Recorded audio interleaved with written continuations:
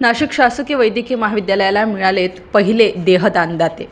Nashik road येथील हिंदू हृदय सम्राट स्वर्गीय बाळासाहेब ठाकरे हॉस्पिटल या ठिकाणी नव्यानेच सुरू झालेल्या शासकीय वैद्यकीय महाविद्यालयात शिक्षण घेणाऱ्या विद्यार्थ्यांसाठी मानवी शरीरावर प्रत्यक्षपणे अभ्यास करण्यासाठी मरणोपरांत शरीरदान करणाऱ्या दानदात्यांची आवश्यकता असल्यामुळे नाशिक शहरातील नागरिकांमध्ये जनजागृती करून विद्यार्थ्यांच्या शिक्षणासाठी आपल्या स्वतःचे देहदान करण्यासाठी महाराष्ट्र माझा न्यूज चॅनलचे मुख्य संपादक जनार्दन गायकवाड हे स्वतः पुढे आलेले आहेत आणि त्यांच्याच विचारांशी सहमत होऊन महाराष्ट्र माझा न्यूज चॅनलच्या नाशिक शहर प्रतिनिधी शोभा जगताप यांनी देखील संपादकांच्या पावलावर पाऊल ठेवून स्फूर्तीने आपली इच्छा प्रकट करून जनार्दन गायकवाड यांच्यासोबत नाशिक रोड येथील शासकीय महाविद्यालयात शासकीय वैद्यकीय महाविद्यालय नाशिक या ठिकाणी येऊन संपादकांसोबतच आपला देहदानाचा फॉर्म भरून मरणोपरांत देखील आपले नाव अजरामर केलेले आहे। यावेळी आपल्या महाविद्यालयाला मिळालेले प्रथम देहदान दाते यांचा महाविद्यालयाचे प्रमुख डॉक्टर व्यंकटेश विखे यांचे हस्ते जनार्दन गायकवाड आणि उषा जगताप यांचा आदरपूर्वक सत्कार करून आपण घेतलेल्या पुढाकारामुळे नक्कीच समाजामध्ये जनजागृती होईल आणि या नवनिर्वाचित डॉक्टर की करणाऱ्या विद्यार्थ्यांना मानवी शरीरावर अभ्यास करण्यास मदत होईल व एका शरीरापासून अभ्यास करून कमीत कमी 6 ते 7 मोठे सर्जन डॉक्टर तयार होऊ शकतात असेही त्यांनी स्पष्ट केले। त्यावेळी वैद्यकीय महाविद्यालयातील सर्व डॉक्टर्स कर्मचारी आणि विद्यार्थ्यांनी पत्रकार जनार्दन गायकवाड आणि उषा जगताप यांचे मनपूर्वक आभार मानले।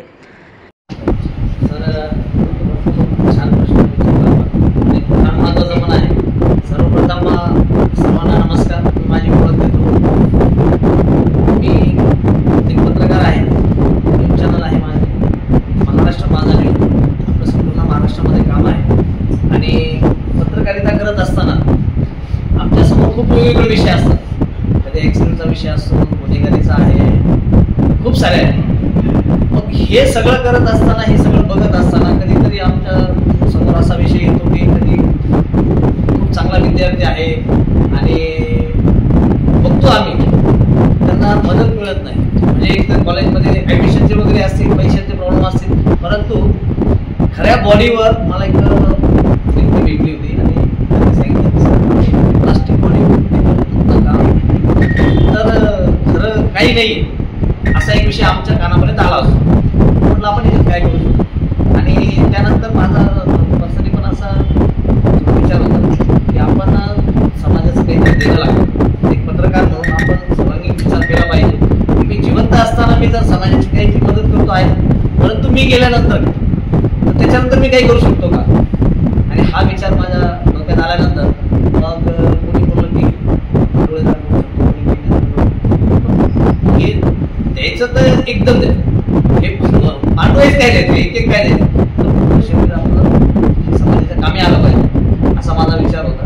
माझं सिव्हिल सर्जन चौधरी डॉक्टर मित्र आहे, तर एक दिवस त्याच्याशी माझी चर्चा झाली तर माझं कौतुकच केलं विचाराचं पण आणि सरांचा नंबर दिला मला, सरांशी आपण बोलूया आणि तुमच्या कॉलेजबद्दल माहिती मिळाली की नवीन कॉलेज आहे, विद्यार्थ्यांना आवश्यकता आहे आणि सरांचं माझं बोलणं असं पण झालं की समजा मी पत्रकार म्हणून किंवा आता हे सर्व हे आमचे पत्रकार मित्र जे आले तर त्यांच्यासाठी हा चांगला विषय होतो की सरांनी हा विषय घेतला आहे आणि सर करतायत, तर आपण पब्लिकमध्ये त्याचं अवेअरनेस वाढवलं पाहिजे आणि याचे 100% मी जसा विचार घेतला की आमच्या प्रतिनिधी आहेत उषा जगताप मॅडम, त्यांनाही तो विचार पटला, विशेषतः माझ्या आईला पण तो पटला।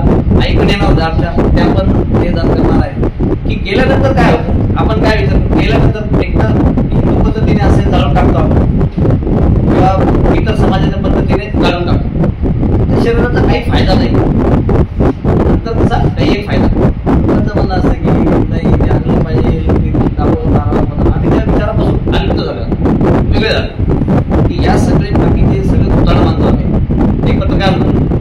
तर आपलं शरीर आपण नसतानाही त्याला एक गुण पण आहे, मारावी तरी कितीतरी उडावे, हे फक्त आपण शाळेमध्ये ऐकले, पण आपण आपल्या जीवनात पण ती गोष्ट आणली पाहिजे।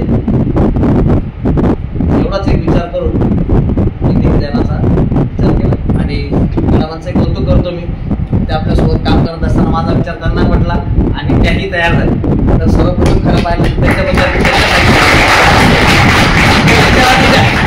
आणि असं जर की बाबा आपण समाजामध्ये शेवटच्या तळागाळातल्या व्यक्तीपर्यंत पोहोचवण्याचा प्रयत्न करूया की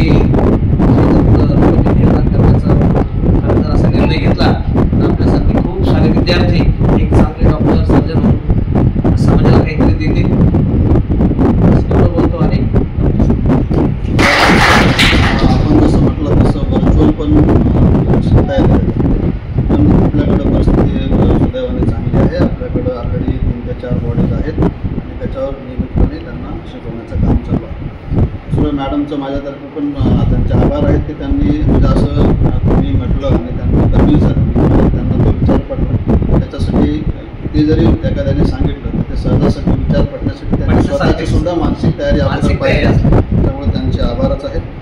आणि दुसरं महत्त्वाचा विषय आहे की कुठलंही आपण समजा असं द्यायचं ठरवलं की अगोदर घरच्या काय घरच्यांचा विरोध असतो. हां, तर नेमकं म्हणजे असं तुम्हाला काही घरच्याचा विरोध झाला का तुम्ही कन्व्हिन्स करावं लागला का सहजासहजी ते पण तयार झाले तुमच्या देहदानाबद्दल?